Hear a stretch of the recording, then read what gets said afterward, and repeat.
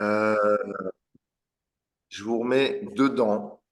La semaine dernière, on était en partance pour Mathura. Akrura avait enlevé Krishna et Balaram de la vue des gopis. Après avoir vu l'étendue des pouvoirs de Krishna Balaram dans les eaux du lac, Akrura reprit son cours et arriva dans la périphérie de Mathura, juste dans la banlieue, si on peut dire.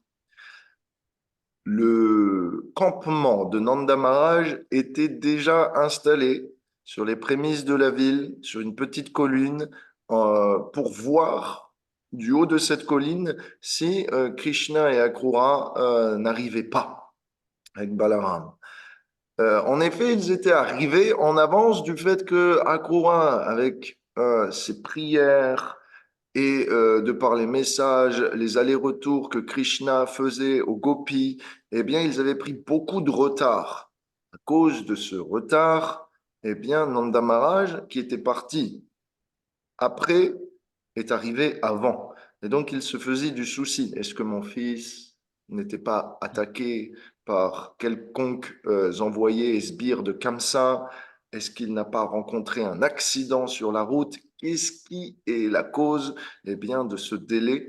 Finalement, ils ont vu au loin le chariot arriver et les rejoindre devant la ville de Mathura.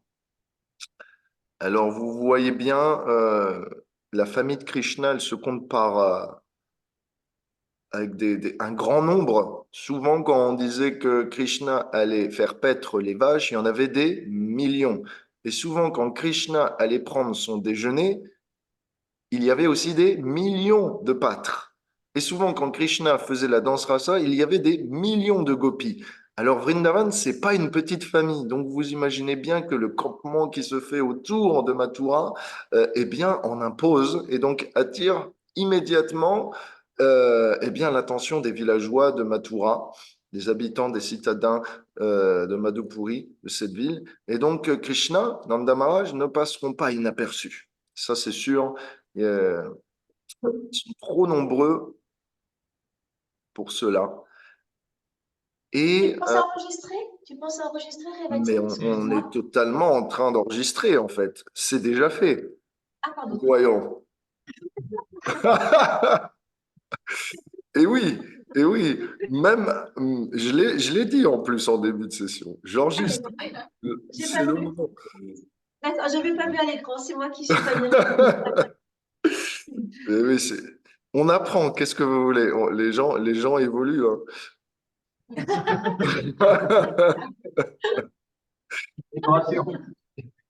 me laisse de l'espoir. Ouais, on a totalement surpris l'Assemblée. Ouais. On évolue trop vite pour notre public. Et donc, voilà, les villageois arrivent et Akrura fait une proposition. Il demande à Krishna s'il ne peut pas rentrer dans la ville avec lui.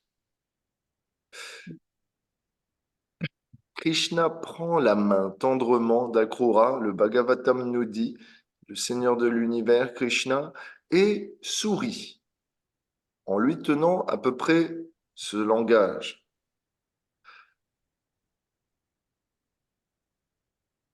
On nous dit aussi, les commentateurs du Bhagavatam nous disent que bien que Krishna, souriant, tenant la main, plein d'affection pour Akrura, avait l'air certes heureux, mais néanmoins intérieurement, il était en souffrance.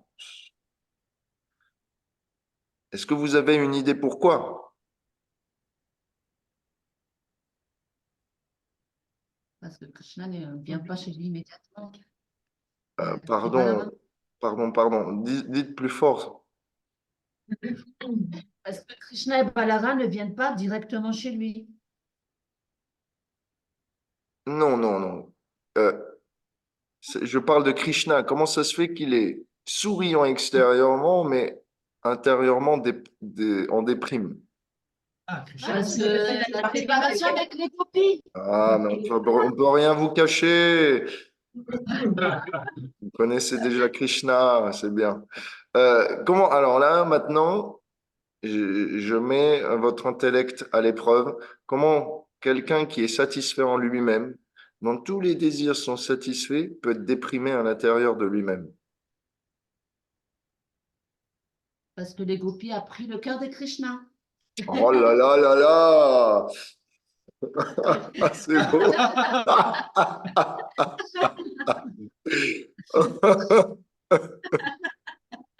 C'est tout en poésie aujourd'hui, hein. C'est une très belle réponse.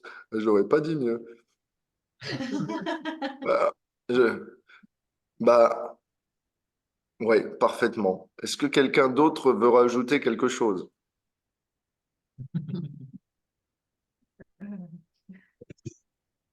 Ben, il réciproque l'amour que lui donnent les gopis aussi. Donc, il ressent, Ce qu'elle ressent aussi. il ressent cette Ah, séparation. un autre point, exactement. C'est ça. Il y a aussi ça aussi. C'est que Krishna ressent notre joie et Krishna ressent notre peine et comme eh bien, nous sommes dans son cœur, eh bien, il ressent nos émotions. Donc, c'est un bon point aussi. Merci pour vous avez fait dans le mille. Donc, la leçon qu'on peut tirer de ça, c'est que il y a deux façons d'atteindre Krishna. Soit par notre enthousiasme, notre avidité à le servir, ça fait son bonheur parce qu'on est heureux de lui rendre service. Krishna ressent cette joie, donc il est attiré par ça. Et il y a un autre moyen, c'est de ressentir de la peine de ne pas être avec Krishna. Et Krishna ne peut pas supporter la peine que l'on ressent, alors il vient aussi. Donc, dans le bonheur et dans le malheur, eh bien, les émotions spirituelles peuvent attirer l'une et l'autre Krishna. Donc, c'est la petite leçon, c'est que tout peut être engagé pour Krishna. Nos déprimes et nos joies, pour être plus proche de lui. Et donc, il dit, hé Tata. Donc, Tata, ce n'est pas la compagnie de voitures indienne, mais ça veut dire oncle en sanskrit. Donc, mon cher oncle, prends ton chariot et rentre dans la cité en nous précédant. Va donc chez toi et retourne dans ta demeure. Après t'être reposé de ce long voyage, nous irons dans la ville. Nous aussi allons prendre du repos.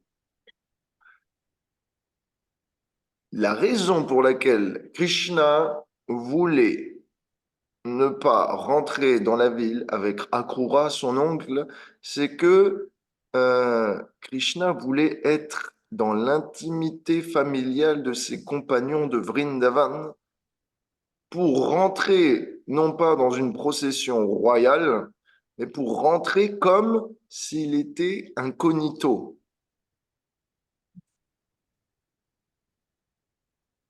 Parfois, vous avez aussi des invités qui, par leur stature, eh bien, vous obligent à vous redresser, à agir de manière un peu plus publique et conventionnelle. Et donc, c'est le fait d'Akrura aussi, puisqu'il est son oncle et c'est quelqu'un qui a l'âge du père de Krishna.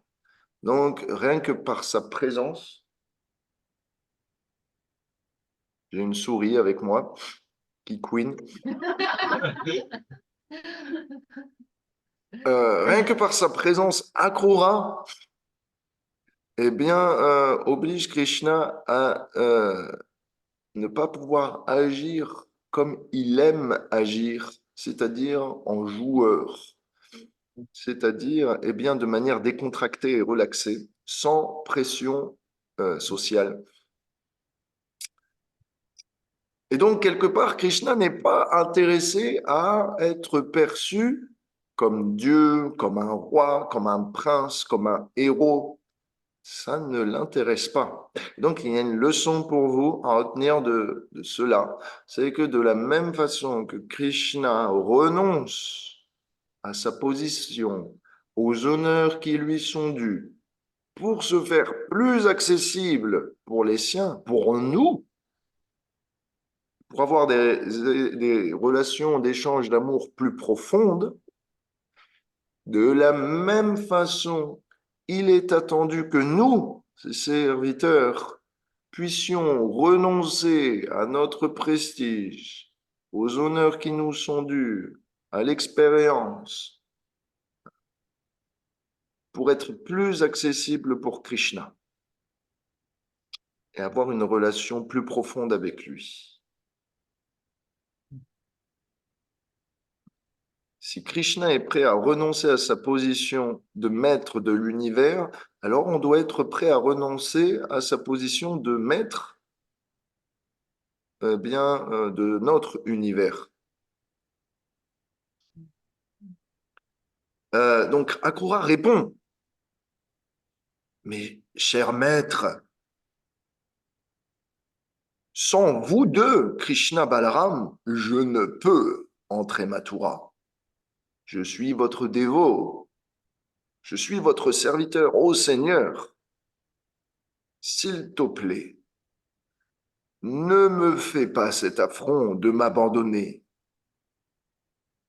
Je suis affectionné envers toi et tu es connu comme étant Bhaktavatsala, le serviteur de tes serviteurs, celui qui est affectionné envers les siens. Comment pourrais-tu me laisser ici, là?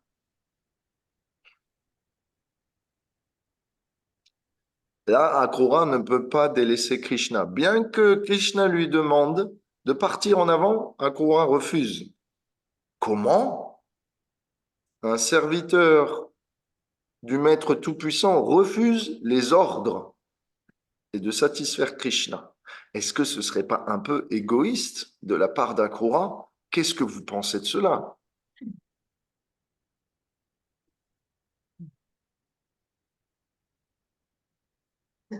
Ça rejoint un peu le chapitre précédent où il pense à ses intérêts à lui, non pas aux intérêts du peuple de Vrindavan. Ah, pas mal Oui, du tout. et du coup, bah, Krishna ne veut pas lui donner ce plaisir-là. Lui, il veut rester avec les gens qu'il aime profondément, puisque Mmh. Akura, la semaine dernière, c'était pas forcément ça venait pas forcément du cœur de ses prières. Et il a déjà fait l'affront de ne pas tenir compte des sentiments des gens de Vrindavan. Voilà. Très beau, ouais, c'est très juste. Bon, quand même, on imagine qu'Akrura est sincère, mais dans sa sincérité, il manque de sensibilité.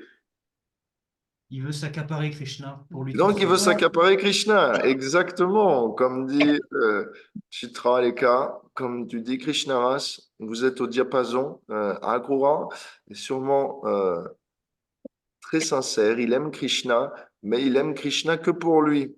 Et le problème, c'est que Krishna, on doit le partager. Sinon, si on n'arrive pas à partager Krishna, qu'est-ce qu'il fait? Il s'esquive. Donc, c'est la leçon aussi d'aujourd'hui, c'est que ne tentez pas d'enchaîner Krishna à un arbre, à un boulet.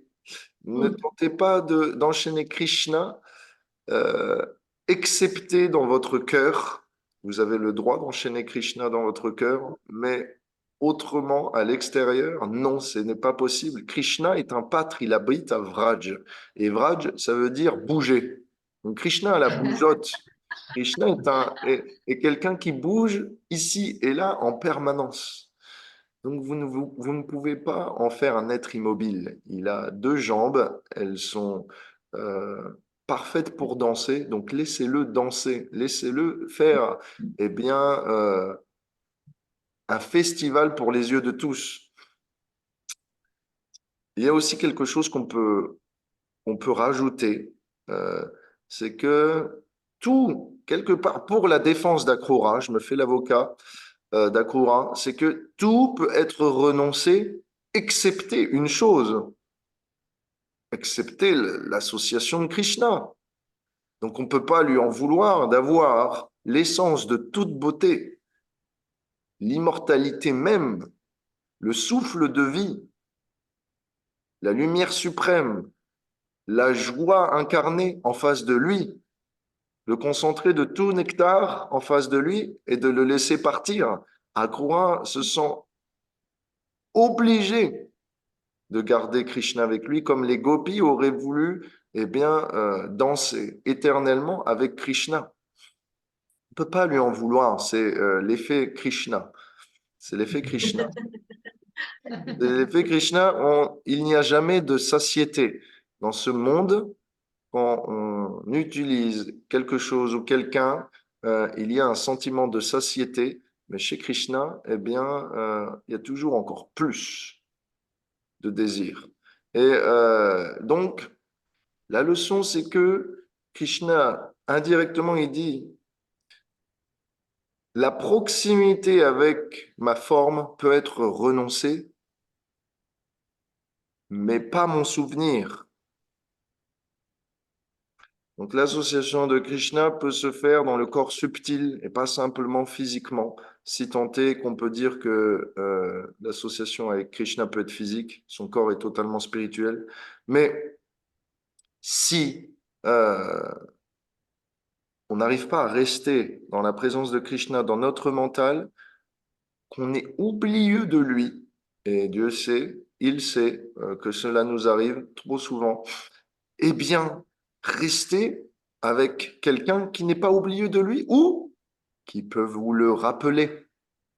De cette manière, l'association des dévots de Krishna est encore plus importante que la sienne. Donc, voilà, petit point. Est-ce que vous avez un sentiment à partager ou est-ce qu'on continue? Non, c'est bon. Krishna Akrura continue, il plaide pour sa cause. Viens, allons donc chez moi avec ton grand frère et tous tes amis les pâtres et tous tes compagnons. Ô meilleur d'entre tous les amis, ô Seigneur transcendantal, de cette manière, je t'en prie, bénis ma maison de ta présence, toi qui es mon maître. Akrura ajoute, je n'irai pas à Kamsa et je ne lui annoncerai pas la nouvelle de ton arrivée maintenant. Je n'ai pas du tout, même une once de peur pour lui, parce que j'ai vu tes puissances. Tu me les as montrées dans le lac de la Yamuna. Chez moi, il y a toutes choses qui puissent me permettre de vous recevoir. Allons donc. Akrura maintenant continue et dit, je ne suis qu'un simple homme au foyer ordinaire, attaché aux rituels religieux. S'il te plaît, purifie-moi, ma maison et ma famille, par la poussière de tes pieds pareils au lotus, par cet acte de purification, mes ancêtres, les demi-dieux et tout l'univers entier sera satisfait. Nous, les hommes au foyer, ceux qui sont matérialistes, comme moi, sont toujours engagés d'une manière ou d'une autre à causer du tort à autrui. Je t'en prie, sors-moi de cette condition déplorable. En me baignant du parfum de tes pieds, par Isolotus, je pourrais atteindre et espérer atteindre la même position que Bali Maharaj a atteint lorsqu'il a baigné les pieds de Vamanadev, l'avatar nain. Grâce à cela, Bali Maharaj, en baignant les pieds du Seigneur, put obtenir la régence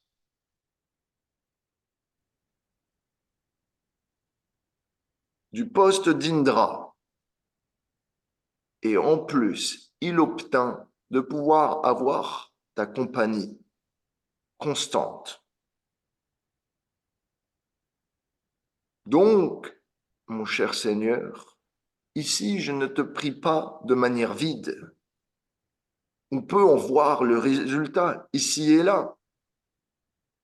Si je désire baigner tes pieds comme Bali Maharaj l'a fait, c'est pour aussi pouvoir espérer changer ma condition. Et l'eau du Gange avec laquelle je baignerai tes pieds, mon cher Krishna, cette eau aussi vient baigner la tête du Seigneur Shiva. Cette eau est capable de libérer quiconque rentre à son contact. Cela a été prouvé par le passé par les fils du roi Sagara, qui ont pu, au contact du Gange, atteindre la demeure de Brahma.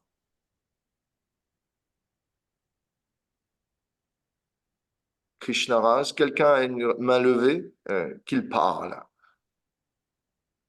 Non, il n'y a pas une main levée. Je vois Si, mais on que n'a rien fait. Je sais pas comment ça arrivé là.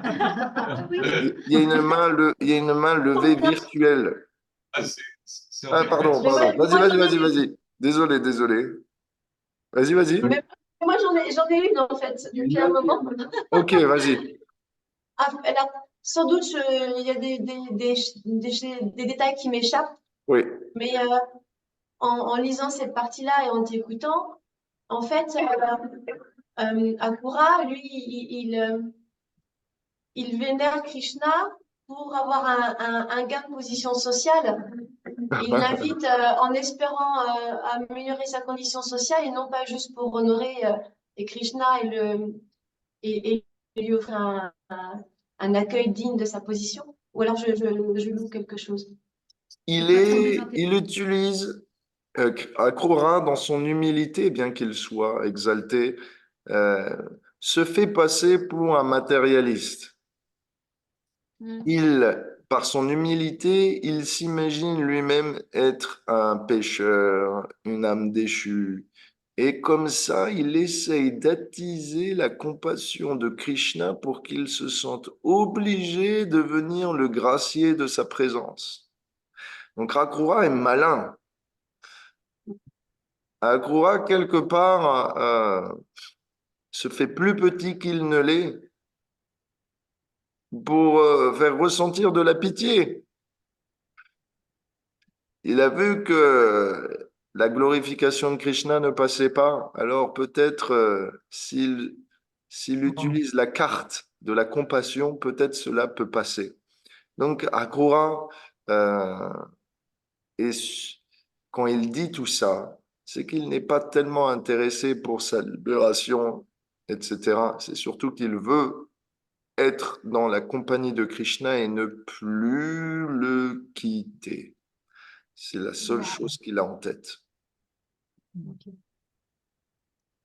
C'est intéressé, mais ça va, c'est acceptable.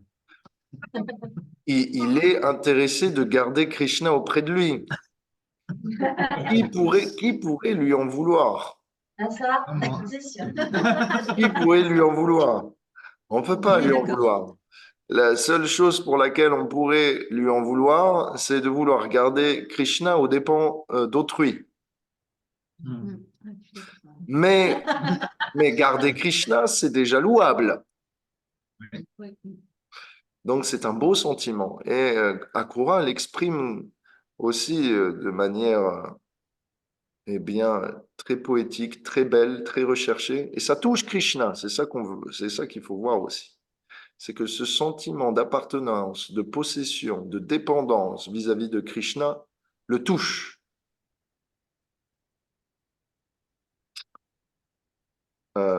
Ok, c'est bon? Mhm. Ouais. Et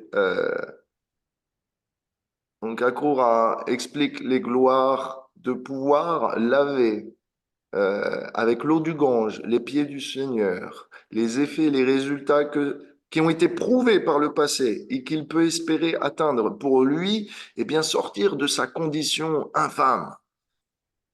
Il continue. Ô Seigneur d'entre tous, Maître de l'univers, ô toi dont les gloires sont chantées par les plus pieux et écoutées par tous, ô meilleur d'entre les Yadous, toi dont la gloire est comptée par d'excellents poètes, ô Narayan, le refuge de tous les êtres, je t'offre mes hommages.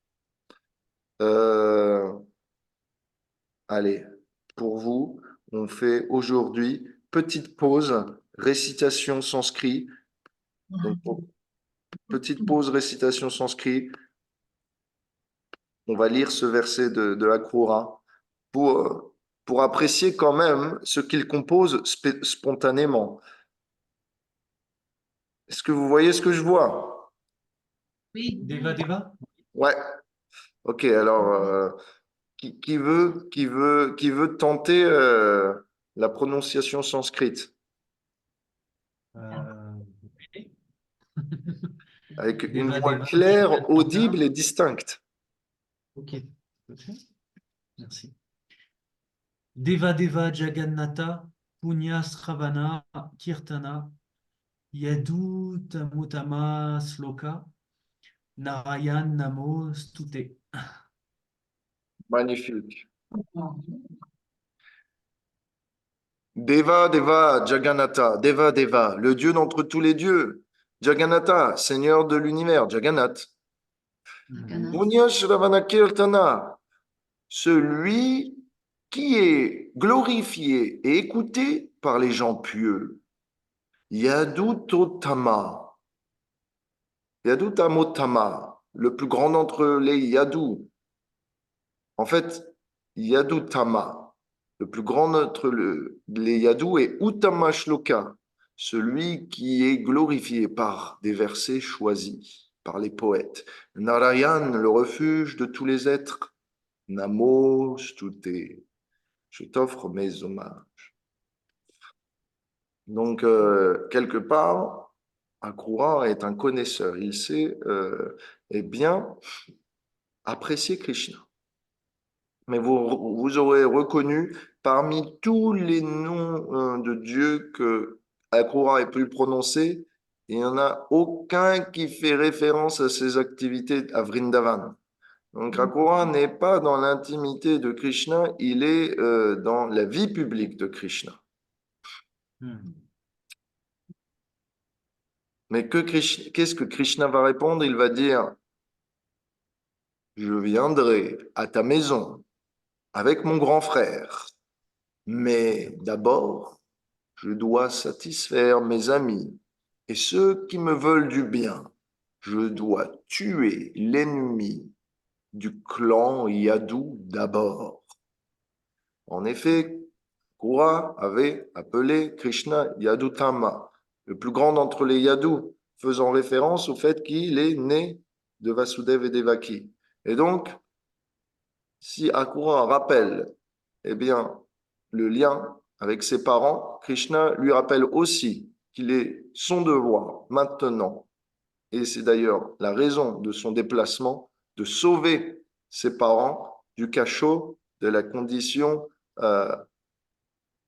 eh bien, ténébreuse dans laquelle ils sont placés dans les prisons de Mathura par Kamsa. Il est temps d'anéantir ce roi démoniaque. Donc, Akrura accepta l'ordre du Seigneur et ne put le convaincre de changer d'avis. Donc, c'est ça qui est intéressant, c'est que aussi, quand on gagne en intimité avec Krishna, on peut négocier. Négocier comment on veut te faire plaisir. Négocier quand est-ce que tu pars. On a le droit à tout ça, puisqu'il n'y a plus d'intérêt personnel mis en question. Eh bien, à notre niveau, on est plutôt, on cherche à ne plus négocier.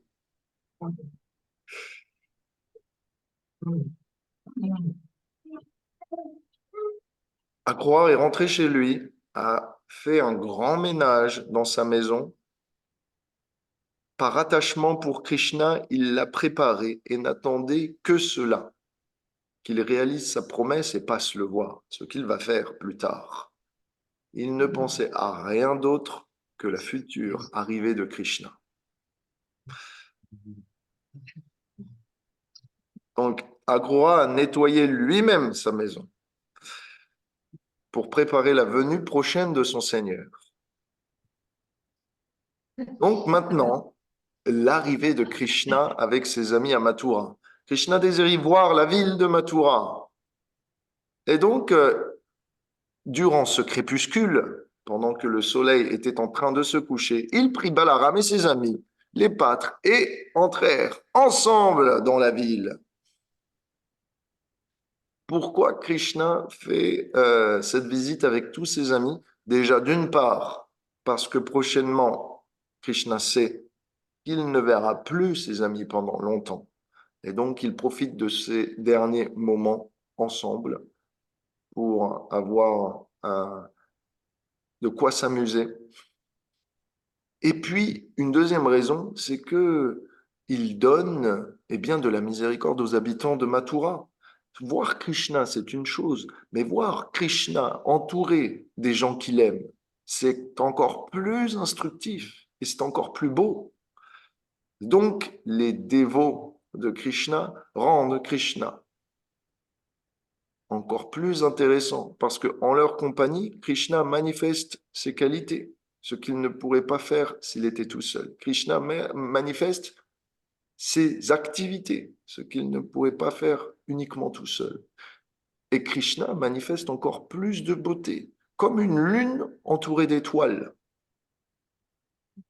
Donc, c'est votre position, vous qui aspirez à être serviteurs, des serviteurs de la famille de Krishna. Vous êtes comme des étoiles autour de la lune de Krishna. Vous êtes comme là pour l'embellir.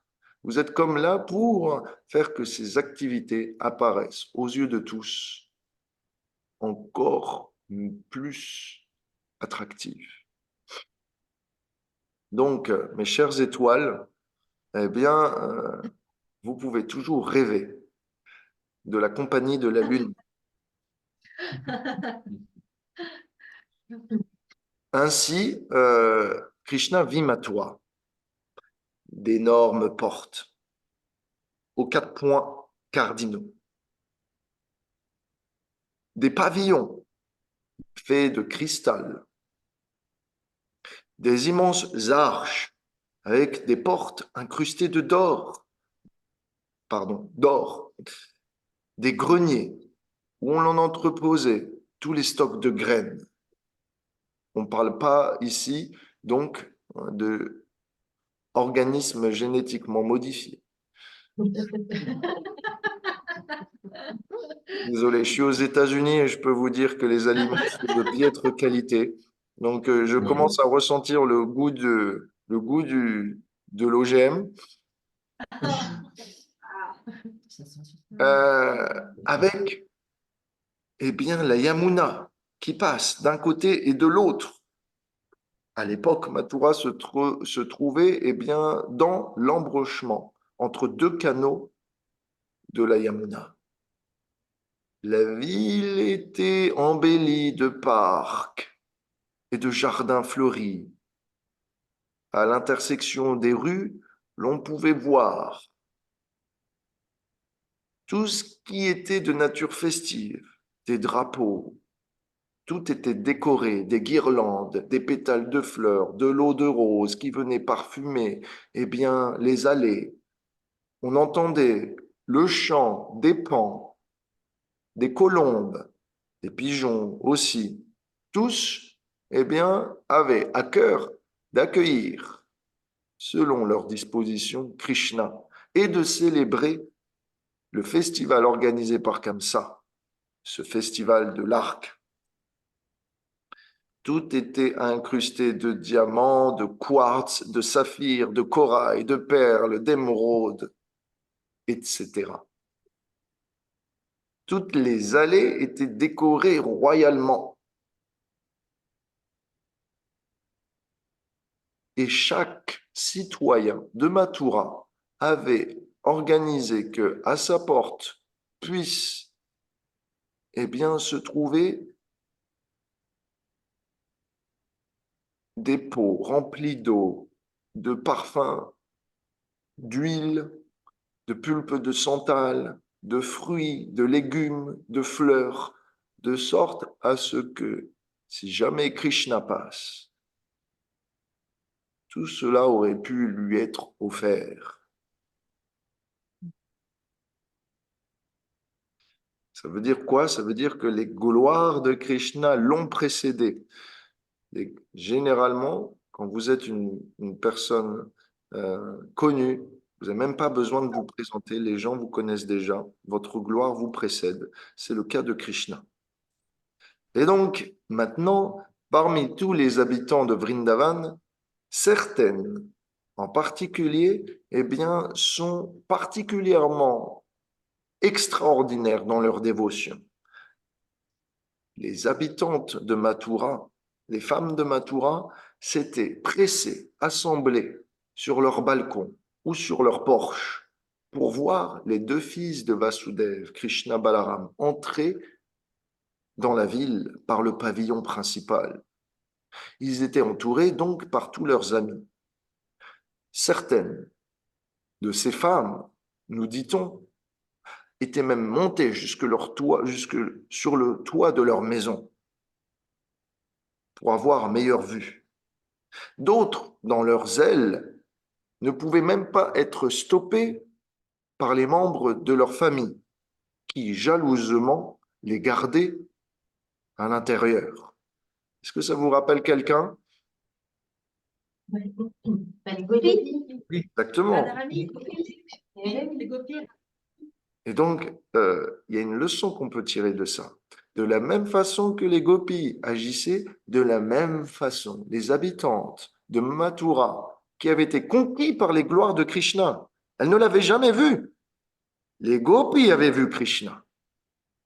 Mais les habitantes de Mathura avaient développé une dévotion similaire simplement par l'écoute, sans avoir besoin de voir leur Seigneur. Pour nous, c'est aussi important. Ça veut dire que si nous ne voyons pas présentement Krishna, autrement que par la Murti, etc., on peut toujours, par la vibration sonore, développer le même enthousiasme que si Krishna était devant nous. Donc, vous avez toujours cette possibilité d'avoir un feu brûlant dans votre cœur passionné pour Krishna, même si il y a de la distance. Même s'il y a le froid de la distance, le feu de l'amour subsiste. Il y a aussi un autre point important, c'est que de la même façon que les gopis ont agi, de la même façon, les habitants de Vrindavan sont sortis en mettant leurs habits à l'envers, leurs ornements à l'envers, leurs boucles d'oreilles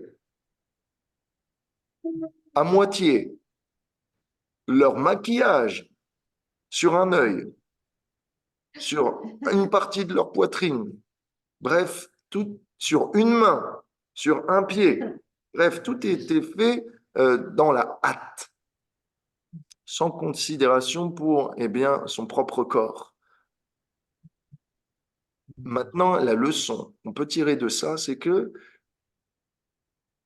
quand les habitants de Vrindavan ont entendu au marché les gopis qui apportaient leurs fruits et leurs fleurs pour vendre aux citoyens, les habitants de Mathura qui étaient donc là au contact des gopis au marché pouvaient entendre de leur bouche les gloires de leur prince, du fils de Nanda. De cette manière, bienvenue à Antonio, de cette manière, simplement par la bouche des gopis, les habitants de Mathura ont pu développer la même foi que les habitants de Vrindavan. Ça veut dire quoi? C'est un point très important. Ça veut dire qu'au contact d'un spiritualiste, vous partagez sa foi. Il vous communique son amour. Il vous communique son expérience. La couleur avec laquelle il perçoit Krishna. Et donc, dans notre vie, de la même façon que en étant au contact régulier des gopis, les habitants de Mathura ont développé une dévotion similaire en étant avec des personnes plus avancées. De la même façon, il faut que l'on organise dans notre vie d'être régulièrement au contact de spiritualistes plus avancés que nous pour qu'ils inspirent notre foi avec la leur, de sorte à nous dynamiser, à nous motiver. Donc, si vous êtes dans une pièce, que vous êtes la personne la plus avancée de la pièce, vous avez un problème. Pour les autres, ça va. Mais pour vous, c'est un problème. Il faut que dans votre journée, vous puissiez trouver l'inspiration en quelqu'un, afin que vous puissiez eh bien, progresser plus rapidement. Donc, moi, je suis seul dans la pièce, mais je suis avec vous. Donc, ça va. En ligne, ça marche.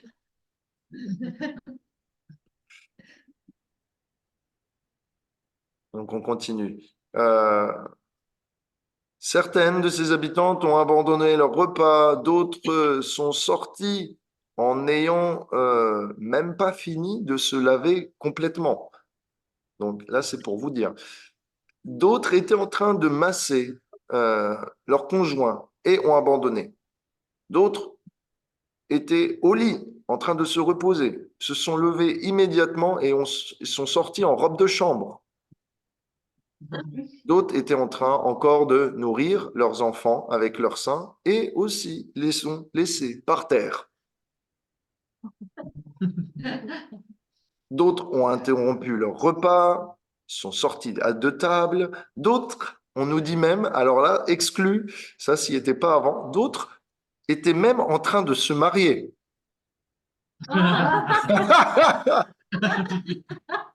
Donc le jour de leur mariage, le moment où ils ont prononcé les vœux devant Dieu, elles ont entendu, il y a Krishna là, il y a Krishna qui arrive. Poudre d'escampette, balayette, et hop, elles sont parties retrouver eh bien, celui qui avait conquis leur cœur. Donc, elles ont interrompu, annulé leur cérémonie de mariage, donc au blasphème. Elles sont parties sans même honorer leur mari, sans même ayant payé attention et respect à lui. Donc, c'est pour vous dire, eh bien, l'effet Krishna. L'effet Krishna. Donc, le Seigneur, aux yeux pareils au lotus, un nom de Krishna, c'est ici qui est dit dans le Bhagavatam, Aravinda Lochan. Aravinda Abhay Shalana Ravinda. Donc, un nom de Prabhupada, c'est Abhay Shalana Ravinda. C'est son nom dit. Aravinda, c'est le lotus, Lochan, c'est les yeux. Les yeux pareils au lotus. Ici, souriez en voyant eh bien, l'attitude des habitantes de Vrindavan, de Mathura. Cela lui faisait penser à qui? Eh bien, aux habitants de Vrindavan.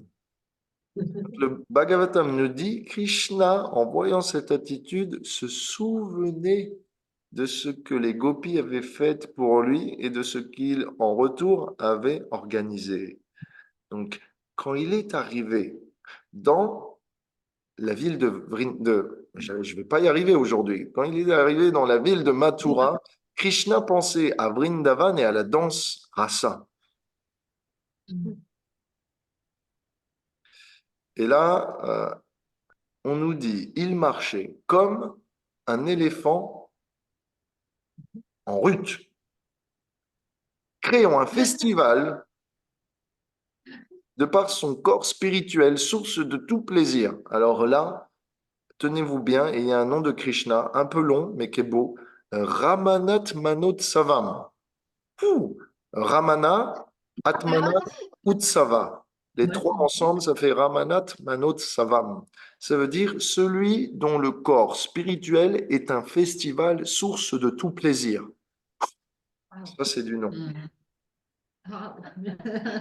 Donc, si vous avez un surnom, Ramanat Manotsavam, euh, votre surnom est un peu long, mais il est plein de signification. Euh, donc, une petite leçon pour vous aujourd'hui, nouvelle leçon, énième leçon, c'est que on comprend que quand Krishna était petit, il volait Du Le beurre. beurre. du beurre. Quand Krishna était ado, plus grand, il volait Les saris. des saris. Et quand Krishna a atteint la maturité, il volait Les cœurs. les cœurs. Ah, bravo. Oh, waouh, pas mal du tout. Vous êtes bon. Et, et oui, à travers le son de sa flûte, à travers euh, sa, son attitude, ses paroles. Et donc, Krishna vole le cœur, c'est l'effet Krishna. Euh, la leçon, c'est quoi? C'est que de la même façon que Krishna, quand il voyage, il voit tout en relation avec Radharani et les gopis. De la même façon, quand nous voyageons, quand nous bougeons au cours de notre journée, ici et là, pour faire agir, etc., eh bien, nous essayons de voir tout en relation avec Krishna, Radharani et les gopis. Donc, quelque part, entre le mental de Krishna et le nôtre, il ne devrait y avoir aucune différence. On devrait simplement être obnubilé par le plaisir des habitants de Vrindavan et leurs activités. Hmm. Donc, si vous voulez connaître ce qui se passe dans le mental de Dieu, à quoi pense Dieu, eh bien, vous avez maintenant trouvé. Donc, ces femmes de Mathura qui avaient répétitivement entendu parler des gloires de Krishna euh, l'ont vu et maintenant leur cœur était en train de fondre comme du beurre. Elles se sont senties honorées par sa présence et ont jeté par leur balcon sur lui, au passage, au pavillon de leur porte, des regards et de larges sourires. Des pétales de fleurs aussi, eh bien, descendaient du ciel, de par leurs mains et leurs jetées. Euh, Elles essayaient de capturer Krishna dans leur cœur, de par leurs yeux, elles l'embrassaient mentalement, lui qui est la source de toute extase. Et alors, les poils de tout leur corps s'hérissaient. Ô Harim Dama, c'est Harim Dama, toi qui détruis l'ennemi. C'est Shukadev qui dit ça, Parikshit, il dit, ô Harimdam, au roi, alors elles ont oublié toute détresse causée par son absence. Ça, c'est l'effet Krishna, c'est que quand vous avez peut-être de l'amertume, vous avez peut-être de la souffrance dans votre vie, mais quand vous voyez Krishna, tous les reproches que vous auriez pu lui faire disparaissent. Vous n'avez plus rien à dire. Vous avez tout ce que vous auriez pu avoir de dur au cours de votre vie spirituelle ou matérielle est oublié immédiatement. Et même si vous aviez une longue liste de réclamations et d'explications à lui faire, donc, tu t'en rappelles, ce jour-là, tu m'as fait subir ça. Pourquoi? Pourquoi? Je veux savoir. Eh bien, simplement, naturellement, vous prenez votre liste de réclamations, vous en faites des confitis, vous la mettez de côté et vous embrassez Krishna en oubliant tout le passé.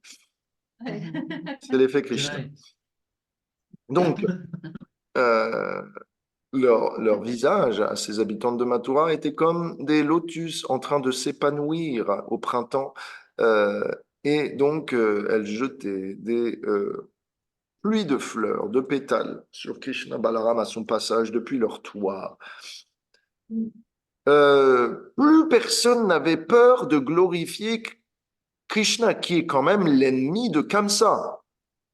Et donc, on aurait pu se dire, de peur de représailles du roi, on va quand même pas publiquement manifester notre appréciation pour son ennemi juré, celui qui est censé, on le sait, publiquement causer sa mort.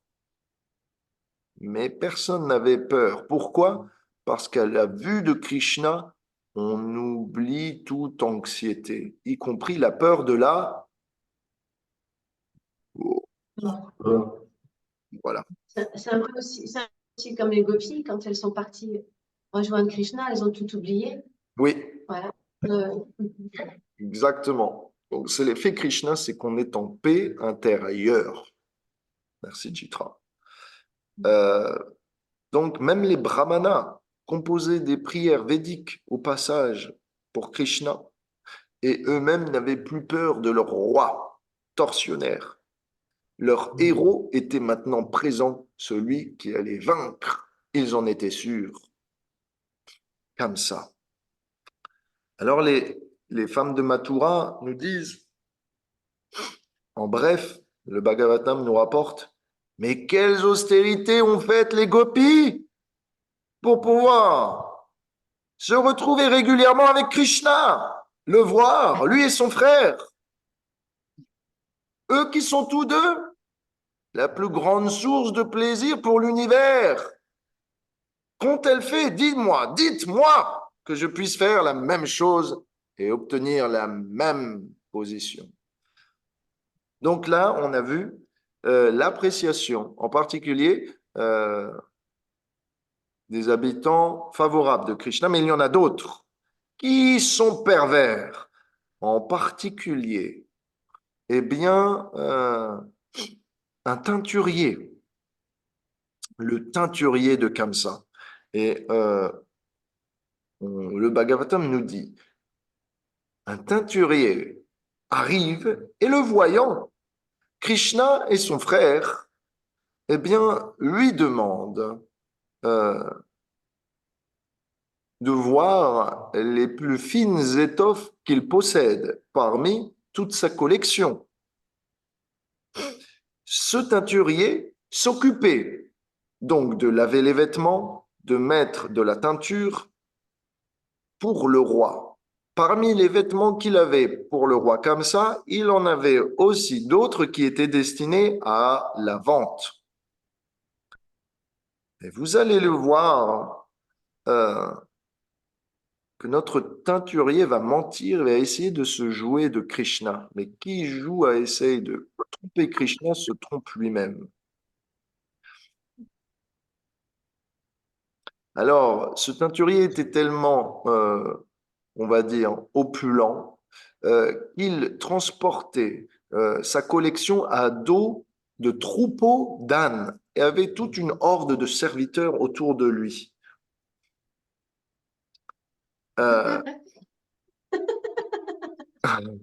Vous êtes d'accord? On fait rien, je sais pas qui fait ça, hein, mais- Mais c'est qui- Il y a quelqu'un qui joue avec nous. La main dorée.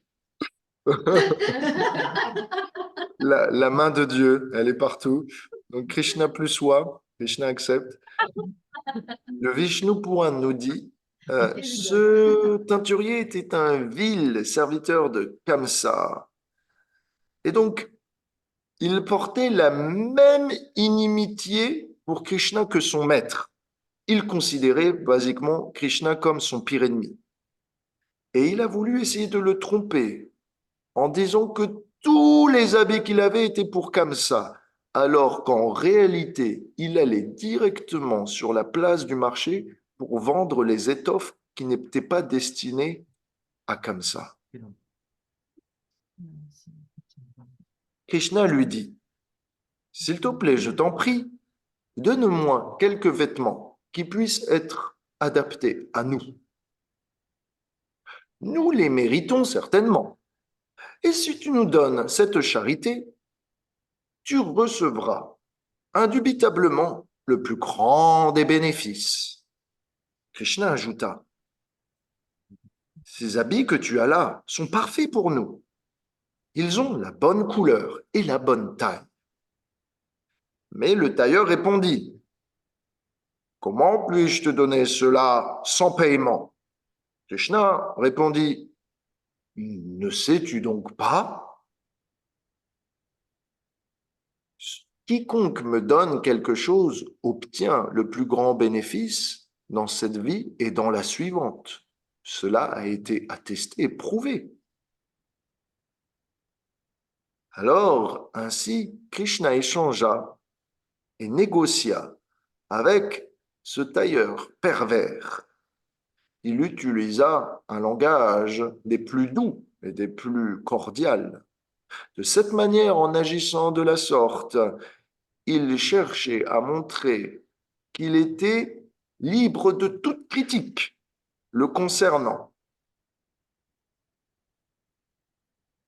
De cette manière, Krishna n'était aucunement en train d'essayer d'attiser la haine et la colère envers les citoyens de Mathura. Plutôt, il essayait bien de les pacifier.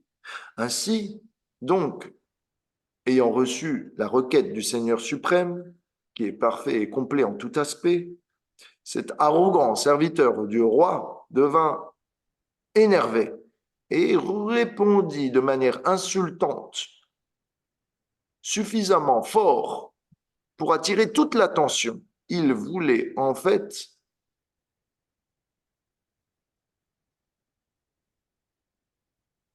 publiquement se moquer de Krishna, publiquement détruire le prestige qui lui est associé. Mais avant de rentrer un peu plus dans les paroles insultantes de ce tailleur, j'aimerais vous poser une question. Est-ce qu'il est bien pour Krishna quand même de demander qu'on lui donne des étoffes gratuitement alors que celles-ci valent cher? Est-ce que c'est normal de faire ça? Bah, en fait, c'est Bah, pas c'est pour son compliqué. plaisir à lui, c'est qu'il tend la perche pour que l'autre fasse son service. Ah, j'ai pas entendu d'où venait la voix. Qui a dit ça? Ah, Lalita, ah là là, +1, tu es en tête. Ouais, Magnifique. c'est un test aussi pour voir combien on est prêt à lâcher pour lui. Ok, pas mal du tout. +1 aussi, vous êtes ex aequo. Magnifique, vous avez toutes les deux tapé dans le mille. Le fait que Krishna voulait voir la réaction du tailleur, c'est pas parce qu'il avait besoin de quelque chose. Krishna porte déjà les habits les plus beaux qu'ils soient. On lui a donné, rappelez-vous, euh, Varuna lui avait donné des étoffes, Indra lui a offert des présents, Brahma, etc. Tous les devas lui ont offert des habits. Donc Krishna, en termes d'habits, c'est pas qu'il a l'air pauvre, mais le tailleur, parce qu'il était couvert de colère, d'envie, ne pouvait pas voir le prestige de Krishna. Il ne pouvait pas voir la vraie raison pour laquelle Krishna essayait de demander gratuitement des étoffes qui valaient cher. La raison, c'était qu'il voulait donner une chance qu'on puisse le servir afin que celui qui le serve soit purifié et puisse obtenir toutes les bénédictions. Mais le démon était, on va dire, plié, courbé, on va dire plutôt rigide. Il ne voulait pas plier et commencer sa vie dévotionnelle. Il répondit, ô impudent, tu es habitué à voyager ici par monts et montagnes et forêts, et tu penses qu'avec ta position sociale, tu peux te parer de vêtements qui sont destinés à des personnes au rang de roi. Tu es en train de t'approprier les possessions du roi. N'es-tu pas donc effrayé de Kamsa? ton désir de t'approprier les richesses d'autrui, en particulier ceux des supérieurs, est totalement déplacé. Bravo, bravo, belle prestation.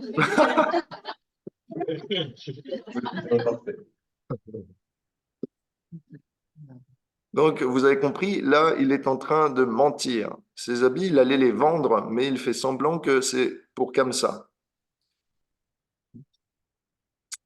Ce qui est bien, c'est qu'avec le sanskrit, c'est un langage ambigu. Et donc, quand on dit quelque chose en sanskrit, ou quand simplement vous dites quelque chose que vous ne voulez pas, mais que ça passe bien, on dit que la déesse Sarasvati, eh bien, vous a béni sur le moment.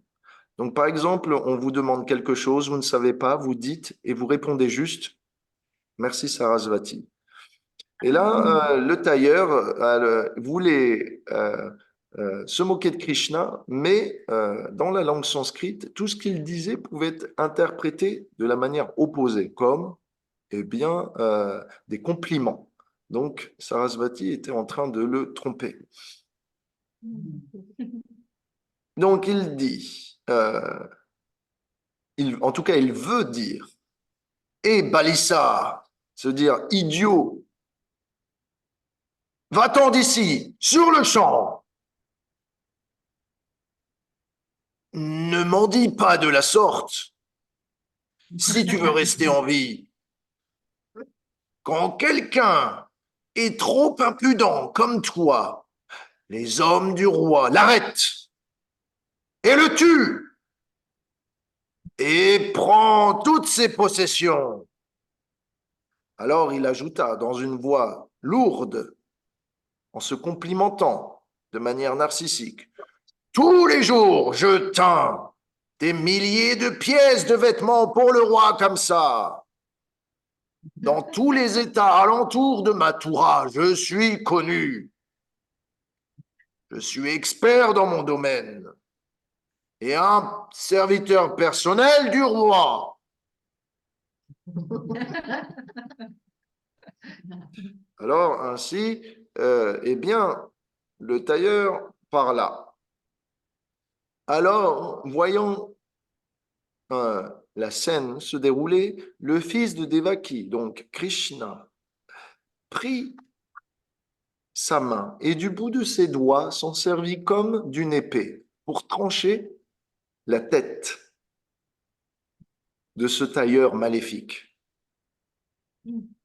Ok, je fais une petite pause. Moi, quand j'ai lu pour la première fois cela, je me suis dit, mais Krishna, t'abuses là, tu délires. Qu'est-ce qui te prend? Mais je crois que tu étais sympa, mais ça, je ne te le pardonnerai pas, hein. Franchement, Marc, tu me donnes une bonne explication pour couper des têtes à la volée comme ça. Ça va pas? Qu'est-ce qui te prend? On te refuse quelque chose et toi, t'envoies la sauce directe? C'est quoi ton problème? Donc, donc vous en faites pas. Si vous êtes comme moi, que là, Krishna apparaît trop violent pour vous, vous en faites pas. J'ai les raisons qu'il faut pour, eh bien, vous calmer. En réalité, voyant la menace que ce tailleur représentait en tant que serviteur zélé de Kamsa, voyant que cette menace pouvait peser sur les siens et sa famille, Krishna décida de diminuer le poids que la terre portait sur ses épaules en tuant ce démon pour lui donner un bénéfice immédiat sous la forme de la purification et de la libération. Krishna fit cela sur le moment et n'attendit pas. Pourquoi? Parce que le démon voulait un bénéfice immédiatement. Krishna lui a proposé, donne-moi en échange d'un peu d'argent, donne-moi gratuitement. Le démon a dit non, j'ai besoin d'argent. Et donc Krishna dit, tu veux de l'argent? T'en auras pour ton argent. Donc, quand il perdit la tête, il obtint un bénéfice immédiat, la richesse de la libération, la richesse d'un cœur pur. Et donc, lorsque Krishna tua le tailleur, son intention était la suivante. Écoutez bien.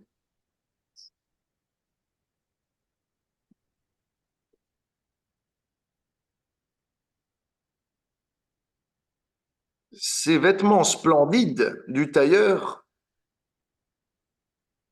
ne sont pas faits pour être vendus, mais pour m'être donnés. Ils ne sont pas destinés au roi Kamsa, mais bien aux membres de ma famille. Ces vêtements étaient censés glorifier Kamsa, mais en réalité, à l'occasion de ce festival, je vais porter les les habits qui lui étaient destinés. De cette manière, je vais attiser la colère de Kamsa. Et quand il me verra paré de ces vêtements, alors tous les habitants verront que comment Krishna peut s'habiller dans les vêtements de Kamsa. Il semblerait que Krishna ait pris la place du roi. De cette manière, je perturberai la confiance de Kamsa.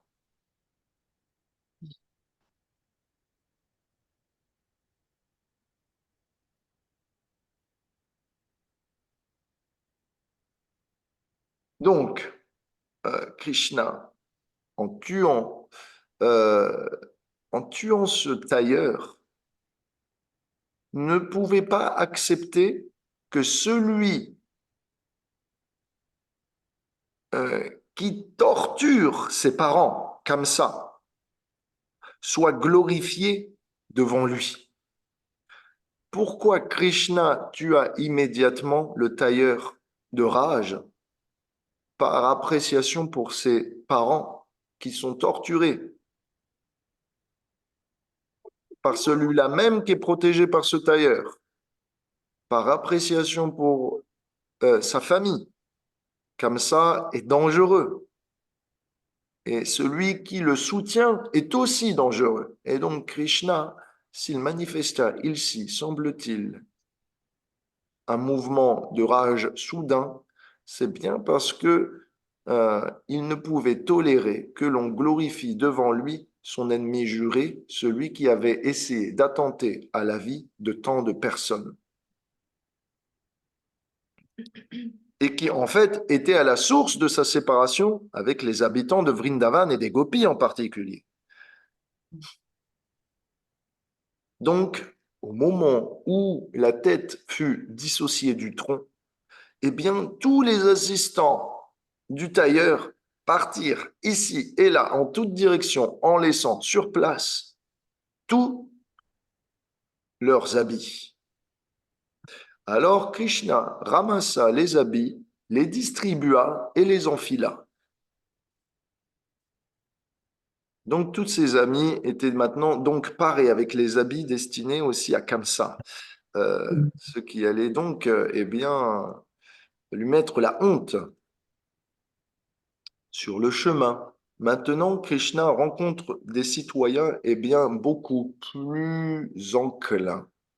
En fait, il rencontre même des personnes qui recherchaient à le trouver depuis des décennies.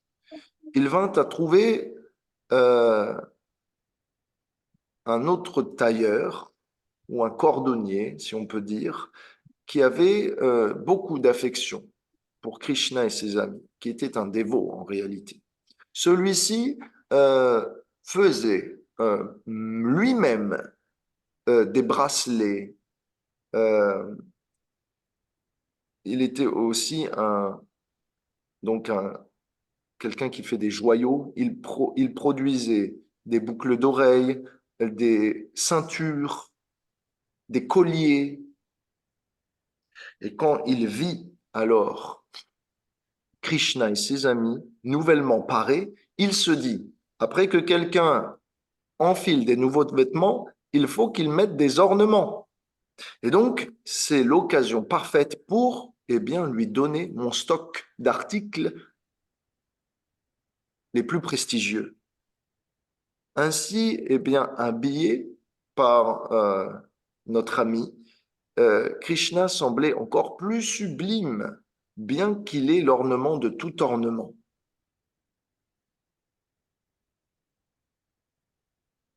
Krishna, en retour pour les services eh bien, de ce cordonnier, de ce joaillier, euh, lui offrit les bénédictions suivantes. Après la mort, tu atteindras mon royaume et une forme similaire à la mienne, faite de toute spiritualité et d'extase et de connaissance. Ensuite, immédiatement, tu recevras l'opulence, la force physique, l'influence, la mémoire, l'intelligence, la vigueur et le courage.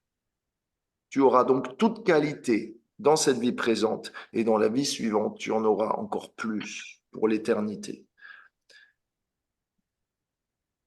Et donc, la leçon, c'est quoi? Petite leçon pour vous, c'est que ça, c'est une réalisation qu'on devrait tous avoir. Donc, écoutez bien, le service pour Krishna n'est qu'un prétexte pour lui nous bénir. Krishna n'a pas réellement besoin de notre chapati brûlée. Il a déjà une cuisinière experte. Krishna n'a pas besoin de nos guirlandes de fleurs fanées sans odeur, puisque cultivées en Hollande de manière hydroponique. Non, Krishna n'a pas besoin de ça, puisque dans le monde spirituel, il y a des arbres avec des fleurs qui peuvent prendre n'importe quelle couleur et avoir des motifs intégrés qui ont le parfum capable eh bien, d'embaumer toute une forêt au alentour. Donc, je n'ai pas besoin de nos services avec nos articles décoiffés de seconde griffe, de seconde prise, si je puis dire. Christ n'a pas besoin de tout ça. S'il veut notre service, ce n'est pas pour lui, c'est surtout pour nous faire plaisir, pour que nous puissions en tirer avantage et recevoir eh bien, de lui des bénédictions, parce que Krishna, ce qu'il aime, c'est faire plaisir à autrui. Mais pour ça, il lui faut un alibi, pour qu'il soit pas catégorisé comme partial. Et donc, à partir du moment où on lui donne ne serait-ce qu'une présomption de prétexte d'alibi, Krishna peut tout donner. Mais Et Baptiste, donc, lorsque nous recevons... Baptiste, Oui, je voulais juste dire un truc. Est-ce que, oui, évidemment, il lui faut un prétexte pour réciproquer, mais n'est-il pas plus beau couvert de nos étoffes, nos chapatis brûlés, en fait couvert de notre amour, tout simplement? Est-ce que ça le magnifie si pas plus? On dit comme ça, hein? Magnifie. ouais, ouais, ouais. C'est comme quand on offre une fleur à Krishna et qu'il la met sur son oreille, ou qu'on offre une fleur pendant l'arti. Le parfum de la fleur est présent, mais le parfum du corps de Krishna est tellement présent qu'il ridiculise la fleur. C'est comme quand nous essayons euh, d'habiller Krishna pour qu'il apparaisse plus frais, plus beau encore. En comparaison de la beauté naturelle du corps de Krishna, nos étoffes ont l'air toutes vieilles et rapiécées. Si bien que, en la présence de Krishna, tout paraît dérisoire en comparaison. Pour autant, euh, ce qui fait la beauté de Krishna, c'est de réciproquer l'amour qu'il reçoit. Et donc, ce qui le rend beau, eh bien, c'est de voir la joie de ses dévots, qu'ils reçoivent qu'ils acceptent leur service. La joie de Krishna, euh, c'est d'accepter notre service pour faire notre bonheur. Et notre bonheur fait le bonheur de Krishna. Et quand Krishna est heureux, il apparaît encore plus beau. Et donc, ça le rend plus beau. Donc, ça le rend plus beau. Mais ça le rend plus beau, on est d'accord. Mais indirectement, par notre amour, pas par le produit lui-même. Mais même, je dirais que la fleur qu'on pose sur la tête de Krishna devient plus belle grâce à Krishna. Donc, vu Ah, qu'elle devient plus belle, Krishna devient encore plus beau. ouais, voilà. Là, on arrive. Là, tu commences à être fin. Euh, tu as, tu es un fin glorificateur, un fin appréciateur de la beauté de Krishna. Merci. Donc, oui, c'est ça que je veux te dire, c'est que quand le dévot reçoit les bénédictions de Krishna par le prétexte de son service, le bonheur de ces bénédictions fait le bonheur de Krishna. Donc les bénédictions que donne Krishna, c'est simplement pour faire le bonheur des siens qui finalement, eh bien, le rend heureux. Donc le sourire des dévots fait le sourire de Krishna. Ça, c'est ça qu'on doit comprendre. C'est ça qui le rend beau. Ensuite, eh bien, Krishna alla à la maison de qui? Qu'est-ce qu'on fait quand on s'habille et qu'on met des parures? Qu'est-ce qu'il manque à Krishna? Quelle est la suite logique pour Krishna? Une fois qu'il a mis tous les bracelets, la ceinture, les boucles d'oreilles, l'anneau dans le nez, tout ce qu'on... Une fois que Krishna est paré, habillé, qu'est-ce qui lui manque? Les fleurs? Le jeu, Ah! Il manque la guirlande. Et donc, naturellement, Krishna va se diriger vers son ami Sudama, le, le fleuriste, voilà, celui qui fait des guirlandes. Et Sudama est un cas spécial parce qu'il est décrit, pas dans le Bhagavatam, mais dans d'autres écritures, comme le Vishnu Puran, le Harivamsha, un petit peu sa vie. Qu'est-ce qu'il fait? C'est un ami de Krishna, en fait. Il est connu déjà de Krishna. Pourquoi? Parce que Sudama, le fleuriste, allait chercher dans les forêts de Vrindavan les fleurs les plus exotiques, puisque c'est là que se trouvaient eh bien, les plus beaux spécimens et les plus beaux arbustes. Dans sa recherche journalière de fleurs rares, eh bien, il en venait à contempler Krishna. Et de petit à petit, cette contemplation de la forme de Krishna s'est transformée en une méditation constante, si bien que quotidiennement, Sudama allait chercher des fleurs à Vrindavan, utiliser une partie de ces fleurs pour faire une guirlande qu'il offrait ensuite à Krishna dans la journée avant de repartir sur le marché à Mathura. Et donc, jour après jour, il arrivait à retrouver Krishna et à lui offrir son présent et son service. Et donc, Krishna connaissait Sudama déjà. En plus, Sudama, c'est le nom que porte un des amis encore plus intimes de Krishna, un des pâtres. Et donc, Sudama de Mathura, on va dire, eh bien, rien que par son nom, attirait l'affection de Krishna, parce que ça lui rappelait les êtres euh, intimes qu'il aimait.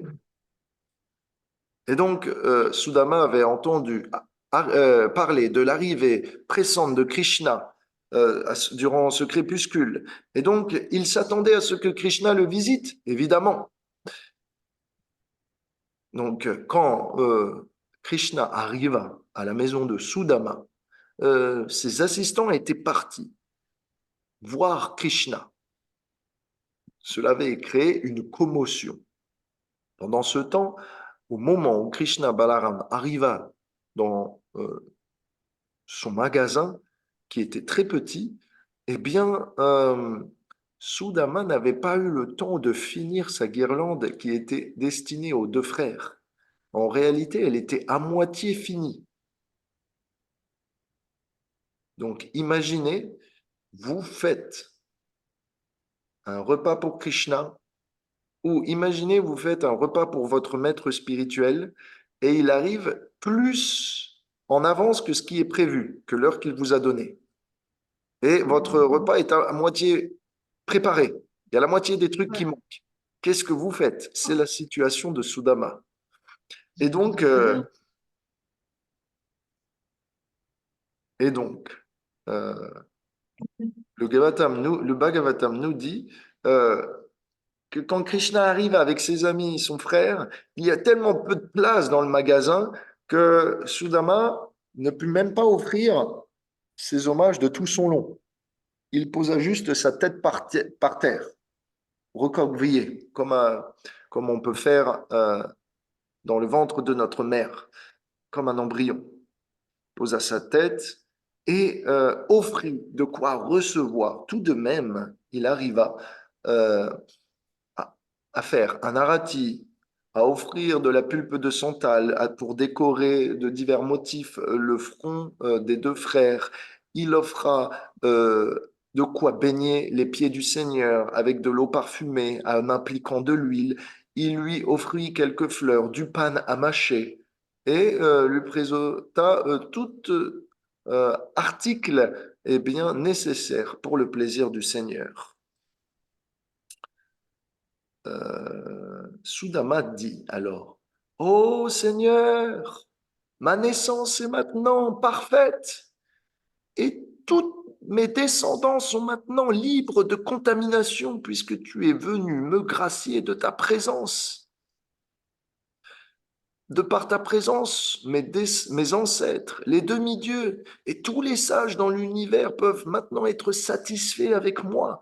J'ai atteint le but ultime de l'existence de par ta visite. Vous, les deux seigneurs, les causes ultimes de l'univers, qui le maintenaient et lui rendaient prospérité, maintenant êtes descendus sur terre, à Mathura, dans ma maison. Quelle grâce d'avoir un être illustre, le plus illustre, parce que tu es le bienfaiteur de tous et l'âme suprême de tout l'univers. Tu regardes tous les êtres de manière égale. Tu réciproques aussi l'amour qu'il t'est donné. Mais ici, Sudama parle avec humilité. En venant dans ma maison, pour voir une personne si dénuée de qualité que moi, cela prouve bien que tu as une vision égale. Sinon, tu m'aurais trouvé repoussant et ne m'aurais jamais donné de voir ta présence. Mais parce que tu ne trouves aucunement quelqu'un repoussant, que tu acceptes toute personne, qu'elle soit animale, qu'elle soit humain, dégradé, hors caste, ou simplement à la tête de la civilisation, beau, intelligent, tu es considéré comme égal envers tous. Tu ne penses pas, celui-ci doit recevoir une bénédiction et celui non. Non, tu donnes à chacun. À ce moment où Sudama est bien glorifié le Seigneur, eh bien, les assistants revinrent. Alors Sudama arrangea avec leur aide de pouvoir finir la guirlande. Donc, si jamais, ça c'est la leçon, c'est si jamais vous avez des problèmes pour recevoir vos maîtres spirituels, quelqu'un, Krishna, qu'il arrive à un moment inopportun, à l'improviste, vous n'avez pas fini ce qui vous désiriez lui offrir, demandez de l'aide, soyez bien entouré, c'est la solution.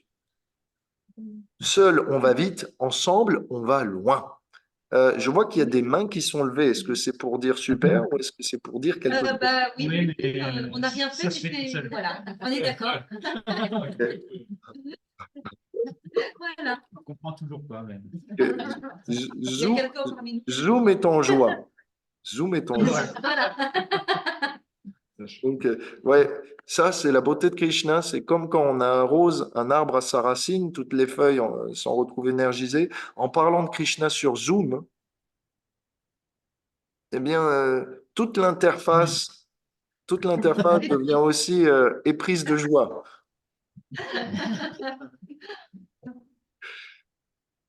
Et donc, à ce moment-là, lorsque Sudama finit par parvenir à finir sa guirlande, Krishna, il dit à Krishna, s'il te plaît, ordonne-moi, ton serviteur, ce que tu souhaites de moi.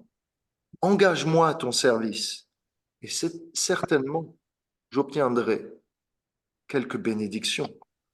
C'est une grande bénédiction, en fait, de pouvoir te servir.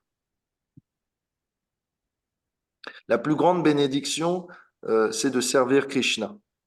La plus grande bénédiction n'est pas de recevoir une autre bénédiction. Le service de Krishna en lui-même est la bénédiction. Donc, pourquoi, c'est une question rhétorique, ne répondez pas, pourquoi Sudama prépare une guirlande mais ne la donne pas immédiatement, il hésite. Pourquoi hésite-t-il d'offrir cette guirlande? J'avais donné un peu la réponse auparavant, c'est quoi? C'est que euh, même si la guirlande de Sudama est faite des fleurs les plus exotiques et parfumées des environs de Vrindavan, toujours est-il que le délicat parfum du corps de Krishna et Balaram eh bien, détruisent en toutes pièces l'odeur de la guirlande de Sudam. Et donc il se dit, devant le parfum du corps de Krishna, qu'est-ce que ma guirlande peut faire? Au contraire, c'est comme si j'allais lui mettre un sac poubelle autour du cou.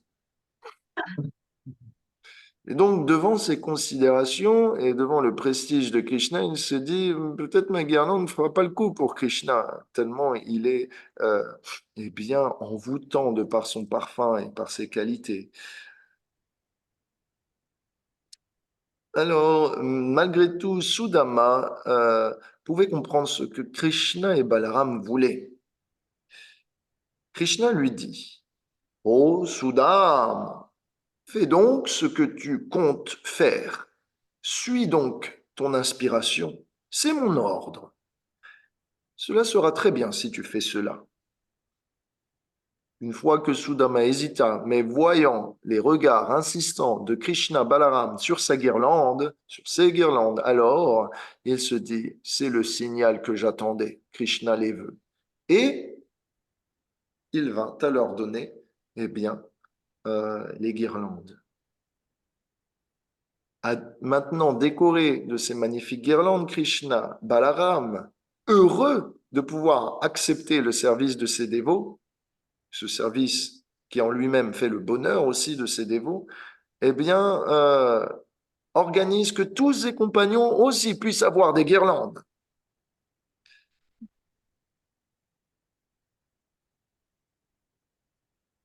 Alors, Krishna et Balaram dit alors à Sudama, maintenant que tu as fait ce service pour nous de manière désintéressée, que tu n'attendais rien en retour, demande une bénédiction, ce qu'il te plaira. Sudama choisit alors une dévotion indéfectible pour Krishna, l'âme suprême de toute existence, d'être en amitié avec tous ses serviteurs et amis, et d'être compassionné pour toute entité vivante qui ne se fait pas encore l'ami du Seigneur. Donc, si on doit prier pour obtenir quelque chose, on peut faire comme Sudama. C'est une prière parfaite. 3 choses. L'amour pour Krishna, l'amitié pour ses amis et la compassion pour le reste. Comme ça, tout le monde est inclus dans notre gratitude. Et comme ça, puisque tout le monde est forcément un fils de Krishna, une âme en connexion avec lui, Krishna ne rejette personne et de cette manière, nous ne rejetons aussi personne. Et nous avons des dispositions favorables pour tous. Et c'est une bénédiction qu'a demandé Sudam, eh bien, très intelligent, très intelligente. Malheureusement, c'était étrange. que Sudama n'ait demandé qu'une bénédiction alors qu'il pouvait en recevoir deux. Il n'en a demandé qu'une à Krishna Balaram, mais chacun, on dit, demande une bénédiction. On t'en donnera une chacun. Comment ça se fait que Sudama n'ait pris qu'une bénédiction parmi les deux qu'il avait? Eh bien, la raison, c'est que en demandant l'amitié à tous les dévots de Krishna, en réalité, il demandait aussi, eh bien, euh, la dévotion pour Balaram, parce que Balaram est le premier des serviteurs et des amis de Krishna aussi. Donc, Balaram n'était pas exclu. Quand Sudama demanda la dévotion à Krishna et l'amitié avec tous ses serviteurs et amis, naturellement, il demandait de la dévotion pour Balaram. Et en réalité, pourquoi Sudama n'avait pas besoin de demander une autre bénédiction? C'est parce que dans sa première bénédiction, tellement bien conçue, tout était inclus.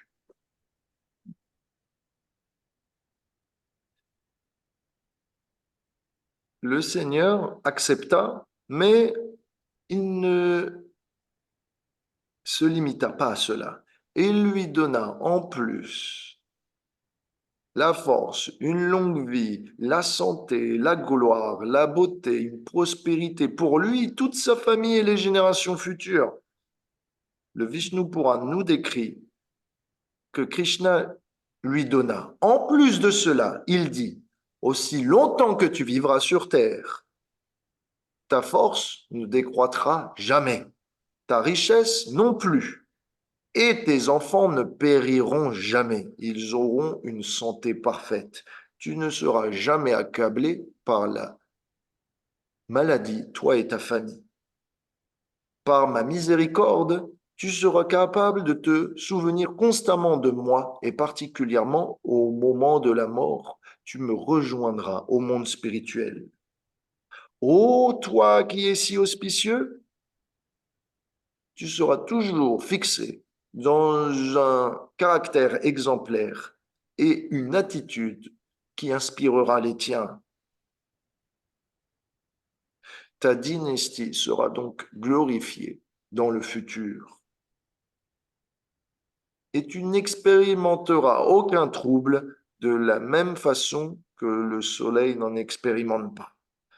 Ainsi, eh bien, Krishna, pour le petit service que Sudama lui offrit, vint à lui consentir des bénédictions immenses. Pourquoi? Parce que du point de vue de Krishna, tout cela n'est pas grand-chose. Pour nous, ça représente beaucoup. Mais il faut voir, selon la perspective de Krishna, il a un pouvoir illimité. Et quand on donne ne serait-ce qu'un fragment d'un pouvoir illimité à une personne qui est limitée, ça représente déjà énorme. Donc, n'ayez pas peur de demander beaucoup à Krishna. Même s'il vous donne peu, pour vous, ça fera déjà beaucoup. Donc, les spiritualistes, comme le dit souvent Keshava Maharaj, sont les plus ambitieux. Ils n'ont pas peur de demander, ils n'ont pas peur de demander pour faire plaisir et servir Krishna. Donc, eh bien, nous voilà, avec 10 minutes de retard, ayant clôturé le chapitre 41 de Krishna, eh bien, gambadant dans les allées de Mathura. J'espère que cette visite touristique de la ville de Mathura vous a plu. J'espère que en la compagnie de Krishna, vous vous êtes eh bien, délecté de ces attitudes, de ces rencontres. J'espère que vous avez passé un bon moment en ce dimanche. Merci, Révati. Oui, merci, Révati. Avec plaisir. Pour moi, il est 6 heures du matin. Pour vous, il est temps de manger. Non, pas encore. Nous, pas encore. Donc, faut y aller. donc, quand il faut y aller. Le ventre gargouille. Et donc, je joins les paumes et prie ensemble pour que Krishna et Balaram viennent gambader dans la ville de notre cœur. Puissent-ils eh bien, accepter euh, en méditation la guirlande qu'on lui offre autour de son cou. Puisse-t-il accepter euh, que, comme il a accepté en arrivant à Mathura, les produits et les articles qu'on lui a offerts, puisse-t-il accepter qu'on lui masse les pieds, qu'on puisse l'adorer avec un article, qu'on puisse le décorer, qu'on puisse l'agrémenter de fleurs, qu'il puisse nous donner l'opportunité de venir nous aussi prendre quelques fleurs à Vrindavan et avoir l'opportunité de le contempler jour après jour afin que nous puissions développer une attitude favorable, si favorable que Krishna se sentira obligé de passer nous voir dans cette vie. Si vous êtes d'accord avec cette bénédiction, vous pouvez lever les mains et dire Hare Krishna, Hare Krishna. et Vrindavandam ki, Mathura Dham ki, Krishna Jai. Vardham ki, Kunja Jai. Bihari Harada Prabhu ki, Jai. Madame le fleuriste qui, Jai. le tailleur de Kamsaki. Tiens, Non, bouh! Vous êtes trompé. elle a été bénie. Bonne leçon. Et ben, toi aussi. Je te donne une bonne leçon alors on le glorifie. Ok. Je vous embrasse tous. Passez une merveilleuse semaine. On se retrouve la semaine Merci, prochaine. Baptiste. Passez une semaine pleine de Embrasse. dévotion et délectez-vous du prasadam. Et bien, bonne discussion de Krishna autour de votre assiette. Shri Krishna qui, toute gloire de vos assemblées. Shila Prabhupada qui. Bye. À bientôt. Ciao. Jai. À bientôt.